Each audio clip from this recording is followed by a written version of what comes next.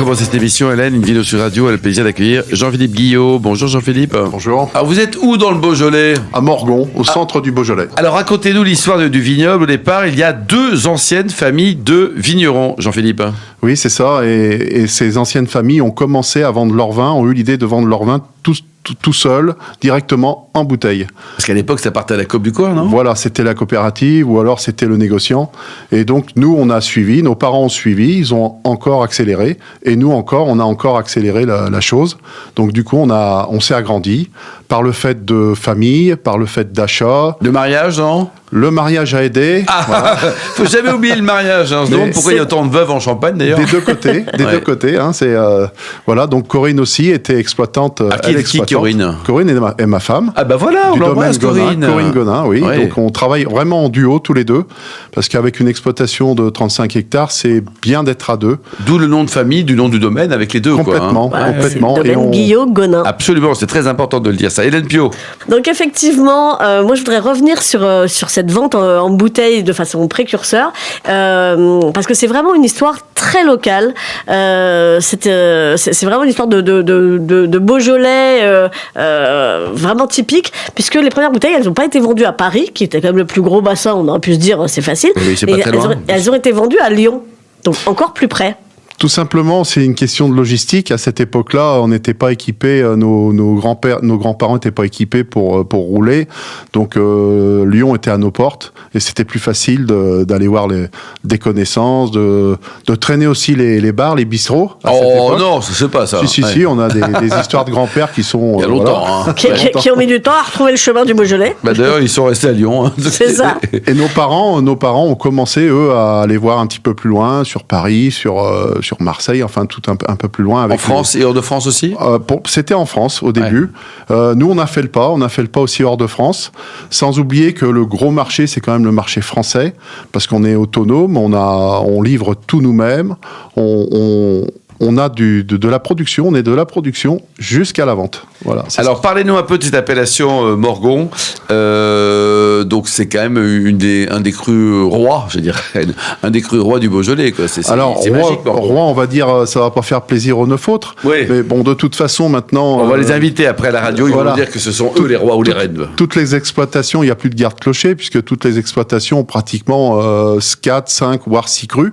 Hein, ça fait une gamme, c'est bien. Il y a des crus légers, comme les Chiroubes, il y a des crus un peu plus corsés, comme les Morgons. Il y a des crus qui sont prestigieux aussi, comme le Moulin à Vent, faut pas l'oublier.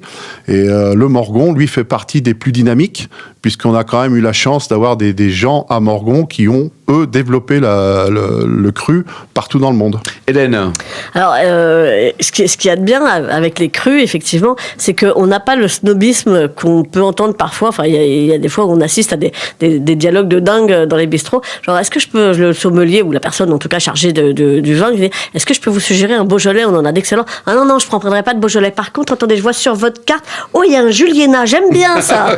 Ok, bah écoutez. Ou sinon un Morgon, n'hésite pas de Beaujolais. Hein, mais c'est ça, voilà. Et donc, l'avantage d'avoir plein de crus à sa carte, c'est que comme ça, ça éloigne des imbéciles. Vous confirmez, Jean-Philippe, ça vous aide, ça ? Oui, c'est dommage pour le Beaujolais, puisqu'on a subi une situation. Le Beaujolais nouveau, par exemple, est très très bon. Grâce à lui, on est connu dans la planète entière. Malheureusement, on n'a pas su maîtriser la qualité jusqu'au bout, parce que c'est pas évident. Non. Donc, des opérateurs externes s'en sont emparés. Quelques noms, peut-être, de mauvais opérateurs externes. Je suis pas un délateur, mais bon. On n'en citera pas. Après, voilà, il y a des locomotives qui ont fait énormément pour le Beaujolais nouveau. Effectivement, on les citera pas ici. Et il faut leur rendre hommage. Je suis complètement d'accord avec vous, Jean-Philippe, parce que c'est vraiment, voilà, c'était nécessaire, c'était utile. L'énorme travail qui a été fait des années 70 aux années 2000 était gigantesque. Dans les années 2010, il y a eu oui, mais à l'époque, les crus avaient du mal aussi à se vendre, Jean-Philippe, parce qu'il y a quand même un côté économique. Il y avait un manque de dynamisme aussi de la part des vignerons. Aujourd'hui, les parts sont partagées. Hein. Voilà. Mais aujourd'hui, on a plus personne, pratiquement plus, à part les têtes grises qui nous rappellent que le Beaujolais nouveau était imbuvable. Passé un moment, alors que c'est pas mais la tête grise, l'avantage, c'est que ça va disparaître au fur et à mesure, quoi. Et pas sûr, parce que ça conserve le vin. Hein. Oui, c'est vrai. Donc, On a une chance inouïe d'avoir tous ces crus du Beaujolais avec, il faut le rappeler, un cépage Le lui, Gamay, magnifique. Voilà, et c'est le terroir qui fait pratiquement tout. Nous, on fait rien, hein. On subit un Vous terroir. bossez un peu quand même. Hein. Je suis pas sûr que sur 35 hectares, vous fassiez rien. Est-ce mais, qu'il y a que du blanc, que du rouge en Beaujolais, Jean-Philippe? Et depuis quelques temps, il y a du blanc, et ça représente environ 5% de la production C'est beaujolaise. petit encore, quoi. Oui, c'est petit. Chez nous, ça représente un petit peu plus parce qu'à ce sujet-là, on avait décidé d'arracher avec Corinne une vigne qui était vraiment mal placée et qui n'était pas les meilleurs crus, on va dire, les meilleurs Beaujolais en rouge. Et on a arraché la vigne de ma belle-mère. Donc, oh là, il y a quand même un acte manqué, non? voilà, donc à midi, il y a eu un petit... voilà, c'était pas Petite facile, discussion. mais la belle-mère a commencé à verser sa larme en disant, voilà, on a planté cette vigne avec mon père. Bon, donc vous imaginez que la vigne n'était pas jeune. Oui. Et j'ai pas dit à ma belle-mère.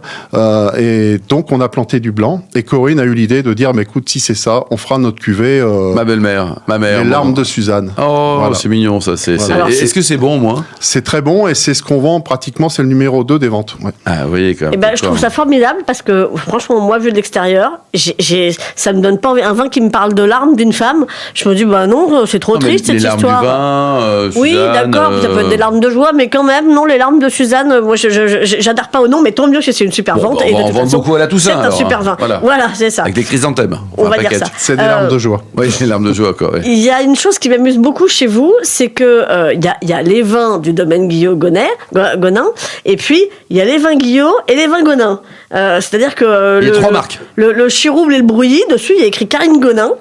Corinne Gonin, pardon. Alors que le Chéda ou le Moulin à Vent, par exemple, c'est vraiment Jean-Philippe Guillot. On a commencé à être vignerons chacun de notre côté, Ok. Corinne toute seule avec son père et sa mère, et moi avec mon frère. Et à un moment donné, au bout de 15 ans de mariage, on s'est dit, tiens, on a les vues qui se ressemblent. Corinne, c'est une James Bond girl, elle sait tout faire, elle sait monter sur un tracteur, elle sait tailler, elle sait faire du commerce. Enfin, on s'est dit, on fait en plus de la vie, on se met une exploitation tous les deux.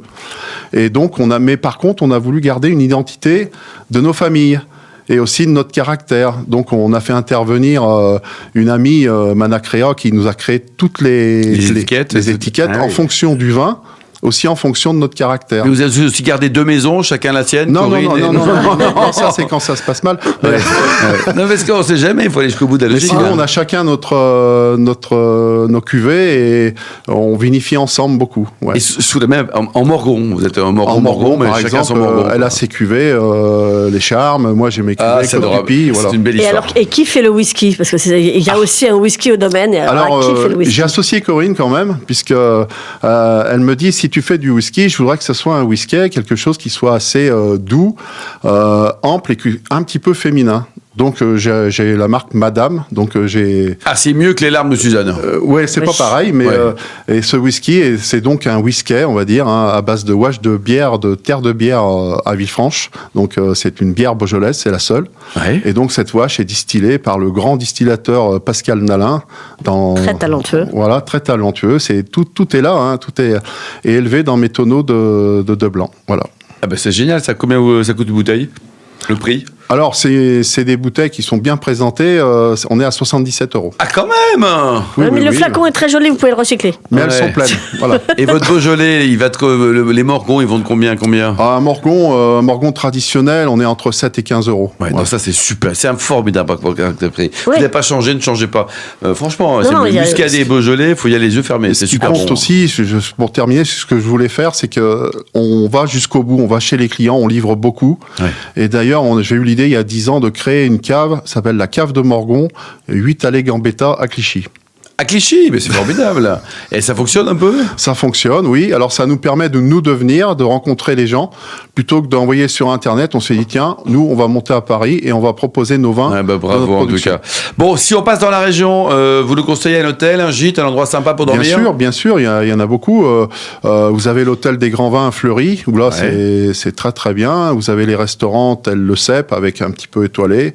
Vous avez à côté la bascule. Bon, parce que c'est une terre sympa quand même, le Beaujolais. Il y a ce qu'il faut. C'est vraiment une terre canaille, les vins sont bons, les vignons sont très sympas aussi. Hein. Absolument. Alors, Et les vignerons aussi. Et on retrouve Jean-Philippe et Corinne sur le site domaine-guillot-gonin.fr. Merci Hélène Pio, merci Jean-Philippe. On se retrouve dans un instant avec le Vino Quiz pour gagner les jolis cadeaux en jouant sur invinoradio.tv.